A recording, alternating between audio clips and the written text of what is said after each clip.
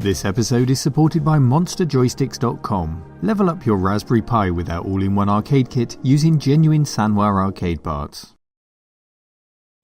And OneClickPrint.com for your photos on canvas, acrylic, gifts and more. Local craftsmen and global delivery.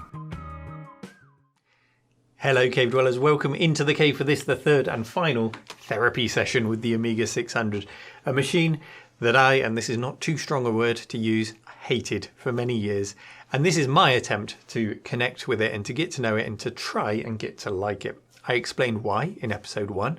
All of the links are in the video description. And in episode 2, we recapped it, gave it a service and installed lots of upgrades. And I'm going to show you this in its final form. We'll pop the lid off shortly and I'll give you a tour of the final Amiga 600.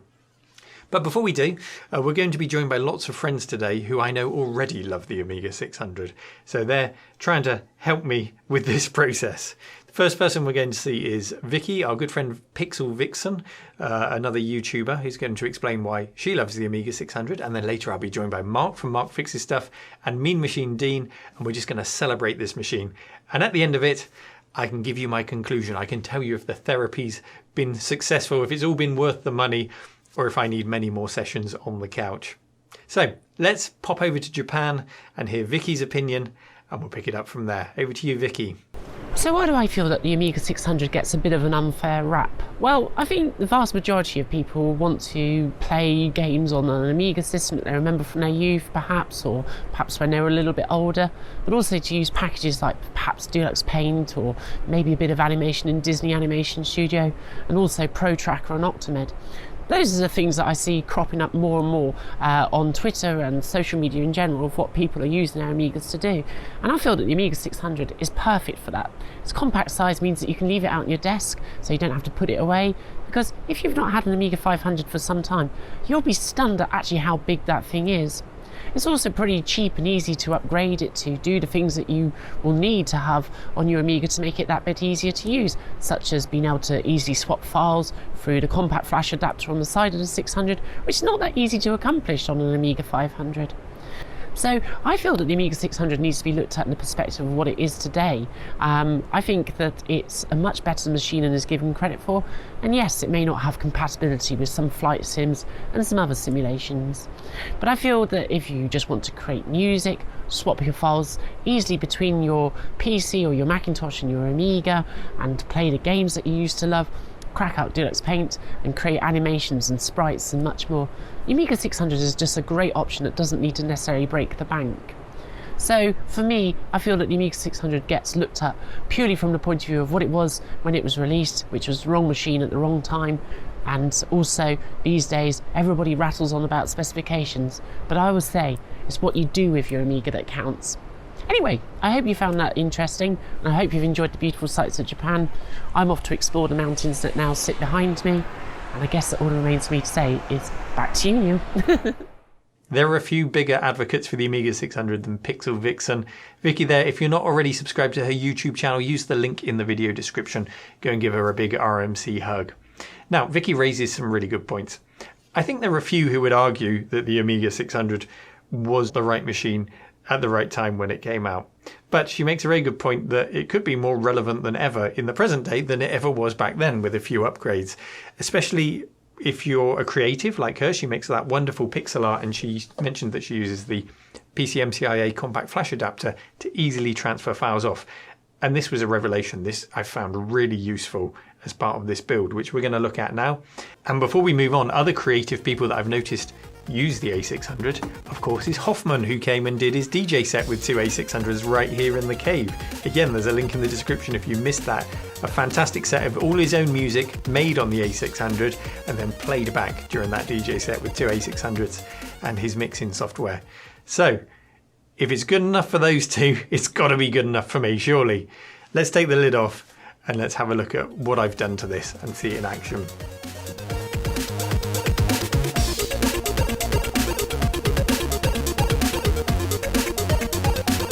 So just a few things to mention since installing these in part 2. My 8 meg memory upgrade is advertised as being PCMCIA friendly, and it is, but I've learned only if I take off a jumper to make it a 4 meg memory upgrade. It turns out that due to the Amiga's memory mapping, if I enable the full 8MB, that just disables the PCMCIA slot. However, 4MB of fast RAM and our 2MB of chip RAM seems to have been more than enough in testing, so it's a compromise that I'm fine with, and that's because the PCMCIA slot is so convenient.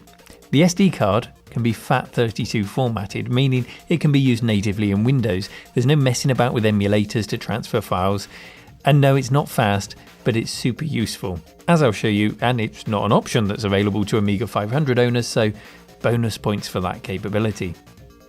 The other thing I just want to quickly mention is that I had a disaster with my SD card IDE adapter, and this is a new one.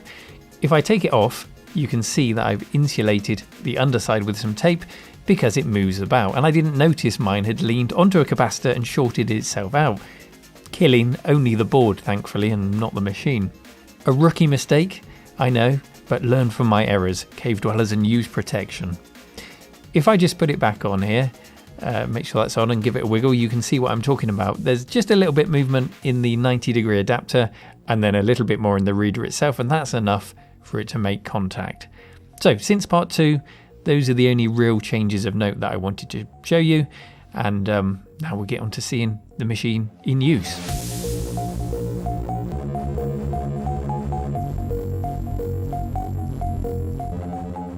No great surprises there, so let's turn it on now. And the first time I just tried to turn this on and film it to show you, everything was working fine until I turned the camera on. I noticed that the status lights weren't coming on, and as you can see here, the ground cable had come away from those lights, obviously when I'd moved the keyboard to show you inside. So such is the way with retro, and such is the way with making videos. This A600, it's not throwing any major problems at me, but I think it knows I'm trying to make friends with it, and it's just sort of throwing out these testers every now and then. But we will overcome. And let's turn it on. And hopefully what will ensue now is not the most awkward 30 seconds of YouTube silence, because it is an unaccelerated Amiga. It is on a stock 68,000. The disc light's flashing away there. So it doesn't load much quicker than it would on spinning Rust. Obviously, you've got better seek times with the solid state storage with the SD card. So it's pretty quick. And it's all part and parcel of wanting to keep this fairly stock. I want to be a patient gamer with this. I want it to be convenient, but authentic. And as you'll see here, Workbench is popping up there, and then immediately that disappears. And a front end called Tiny Launcher appears there, which I've set up. And I just think this is a really nice way to use the machine because I want to use it mostly for games. We can go straight into Tiny Launcher. Let me get you a better close-up of this. And so just by using the joystick, I can go into a menu which lists all of my games. This is not a huge selection of Amiga games. This is just a short curated selection of games that I've put on here. And I can select them with the joystick, all set up with WHD load. Let's just choose one at random. That one, I can't actually see what I'm clicking on from here. That launches the game. We'll wait and see what it is. With WHD load, sometimes you'll get options before the game launches, like, do you want unlimited lives? Oh, what a good choice. It looks like it's Terrican. So we go into the game, and what a lot of people on episode 2 said was you need a 68020 CPU or a 68010 minimum for the quick key to work in WHD load. And I found that's not the case. Not at all. I've set it as F10. So if I press F10 now, it drops back.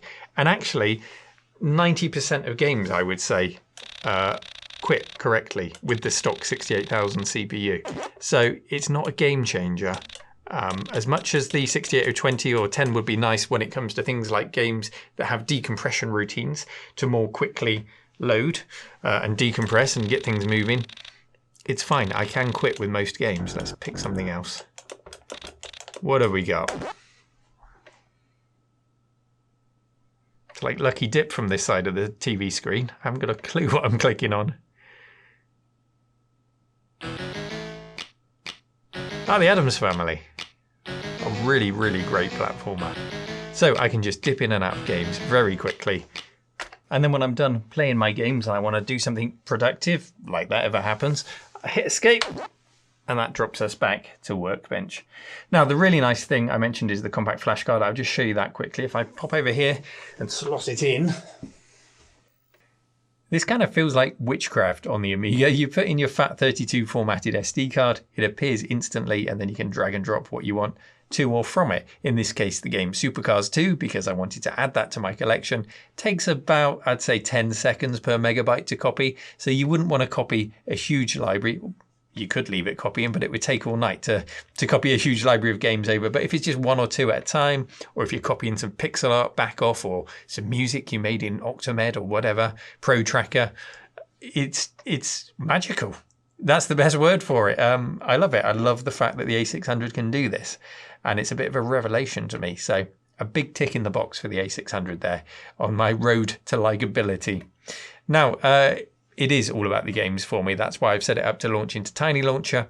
And so I've invited our good friend Mark from Mark Fixes Stuff over to play some games with me and give us his verdict, and then give you my final verdict. And while I'm setting up for that, and while Mark's getting himself a coffee, let's go over to our other good friend, Dean, Mean Machine Dean, because I've asked him to give me his top 3 games that he likes to play on the Amiga 600. And here are his choices. Thanks, Neil. So, I'm Mean Machine Dean, and these are my top 3 Commodore Amiga games. Number 1 on this list is Moonstone, A Hard Day's Night. Night with a K and N, because it's knights and sword fighting. Anyway, you get the joke. It's a brilliant game. How can I describe it? It's a bit like an action-adventure game, but there are elements of RPG into it where you can kind of upgrade your stats and some of the weapons that you use. Essentially, there's a big map where you move along and you interact with various different caves where there's lots of different enemies for you to face. There's also a big dragon, and you can also fight against the other knights. And the other thing that sets this game aside from others is it's incredibly violent, and you're probably going to die a lot. Again, and again, and again. So if you do play it, make sure you invest some time into it, because you're going to be replaying it a lot, because you will die a lot. Number 2 on this list is Wings, a firm favourite of mine from Cinemaware. Brilliant storytelling throughout the entire game. Essentially, you are a pilot in World War One. You fly a plane, if you hadn't worked that out by the name of the game. But the unique part of this is it isn't just a flight simulator. There are elements where there is a top-down bombing run. There's also a section where you're doing strafing, taking out armoured tanks and bunkers and all sorts. And as I said, throughout the entire thing, there's a great piece of storytelling. The other thing about the game is, if you get shot down and killed, you die. Quite literally. Well, not literally, but in the game you do. So you have to start the entire thing again, which means it keeps you on your toes. But it is a firm favourite, and if you've not played it, make sure you go and check it out. And number 3 on this list, in case you hadn't worked it out, is Speedball 2. A brilliant future simulation sports game, I guess you could call it. It is a fantastic game, end-to-end stuff, trying to throw that speedball into your opponent's goal. There are incredible sound bites such as "Get ready," and also with a little bit of "ice cream," which really add to the game. These iconic sounds have been riveted into people's minds who have played this game. Lots of different elements to the game where you can upgrade your team, make a variety of different changes, and score in a variety of different ways, including throwing the speedball off different elements off the wall, some little carousel areas where you can spin the ball around and accumulate other points, and most of all, you can batter your enemy. Who doesn't want to do that on the field? Anyway, Speedball 2. Go and play it. So there you have it, my top 3 best Commodore Amiga games. Make sure you go and try them. They really are 3 superb games that definitely deserve to be on this list. From me, Mean Machine Dean, I'm signing out. Back to Neil and Mark in the cave. A big thank you to Mean Machine Dean for his choice of games there. What did you think, Mark? We had Wings, which I'm actually a very proud owner of. I love having a box copy of that. I've never played it. You've never played it? No, right, you've got to play that today. Speedball 2? Yes, very nice. Everyone's played Speedball 2. Great choice of game. And Moonstone, which I always found to be rock hard. I was laughing so much at all the death the gore. animations. Wow. We're going to have to tick the box when we upload this YouTube video to say contains gore. I wonder if I've never had to do that before. I wonder if there was a parental outrage when that came out. There probably was. Probably was. Well, as you can see, the barman's arrived on the other side of the table. Mark from Mark Fixes Stuff. And I've invited him over, firstly because he was so disappointed in the last episode. Look at his sad face there. Because the Amiga wasn't ready to go because... why couldn't we play it? Was it because we needed the Kickstart ROM? I can't remember what it was. I don't know. I've tried to put that behind me. I should go back and watch my own My videos. counsellor has actually told me to just put the pain in the box, put it in the corner, forget about it. Hey, this is my therapy session, not yours. But we thought the best way to put this to the test was just to play some games. So Mark's over here, and here's a little summary of what we played and how we got on with the machine. We started with Parasol Stars, your choice of game, Mark. Yep. The third in the Bubble series? Yeah, I think so. I mean, I've never really studied it to a scholarly level, but I'm pretty sure it is because it was Bubble, Rainbow Islands, and then Parasol Stars, which I think is Rainbow Islands 2. I really like it because it's a combination of the graphics of Rainbow Islands and the gameplay of Bubble. Yeah. It works really nicely. Screen-based thing. You got on a lot better with this game than I did. You obviously know it better than I did. Yeah, I've played it a lot on the PC Engine. I've Okay. not played it that much on the Amiga, and I was really surprised at how well the graphics represented. It felt a bit... it didn't feel quite as smooth as the PC Engine experience, but it was still very, very playable. Yeah, just a tiny bit of slowdown when there's lots of sprites on the screen. And then we had a great debate over what the boss level music was. Was it Labada? I think was the name. I think it was Lambada. I thought it was Bambaleo. You thought it was Lambada. Yeah. And first we thought it was Gloria Estefan. But we're both in agreement that it probably wasn't licensed anyway. Yeah, probably not. Yeah. But our Amiga 600 coped with that, no problem. And with every game that we tried today, the F10 quick key for WHD load worked. I will be your witness. It did No every time. problems F10. at all. So I'm really impressed with that.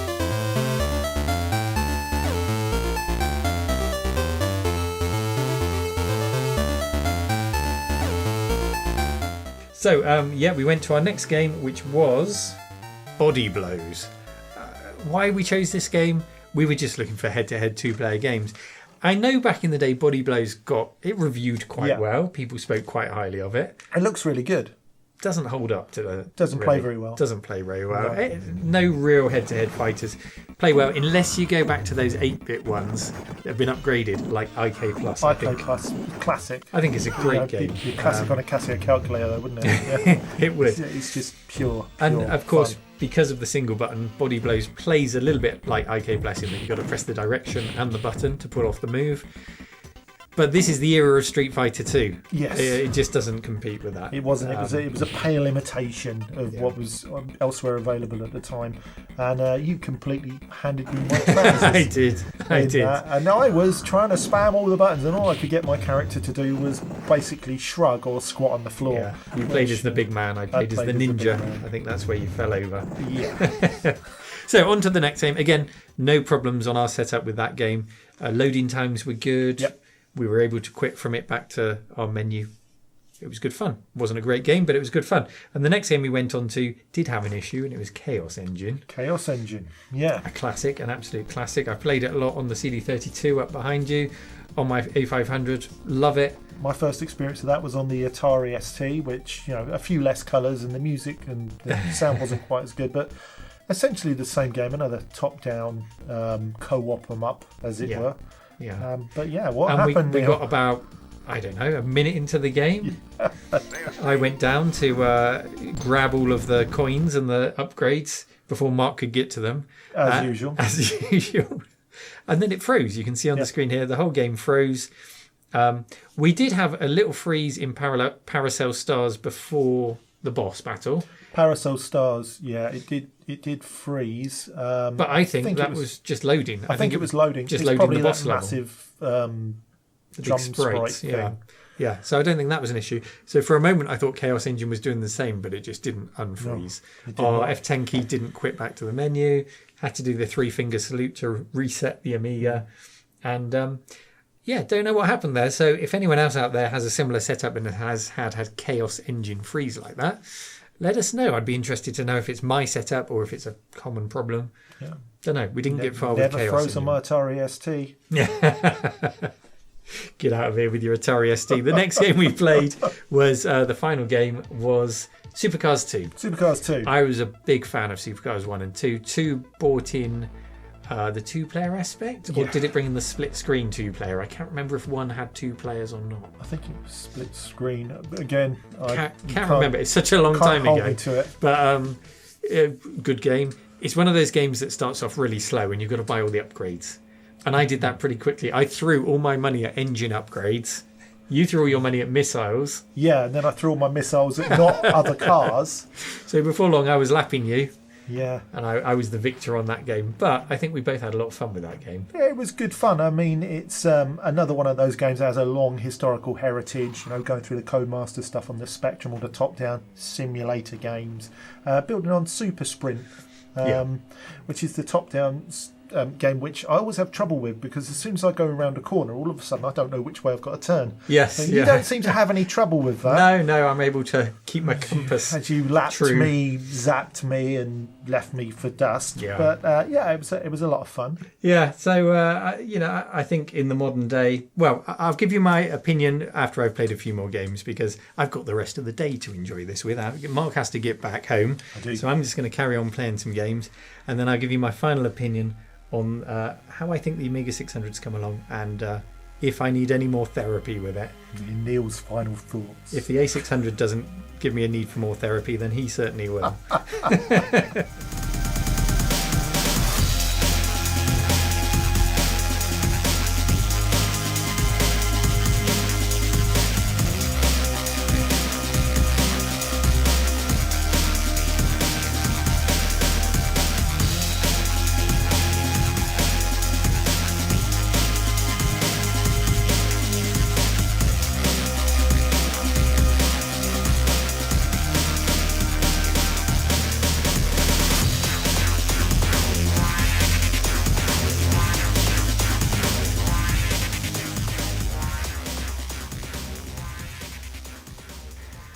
And so my therapy with the Amiga 600 draws to a close.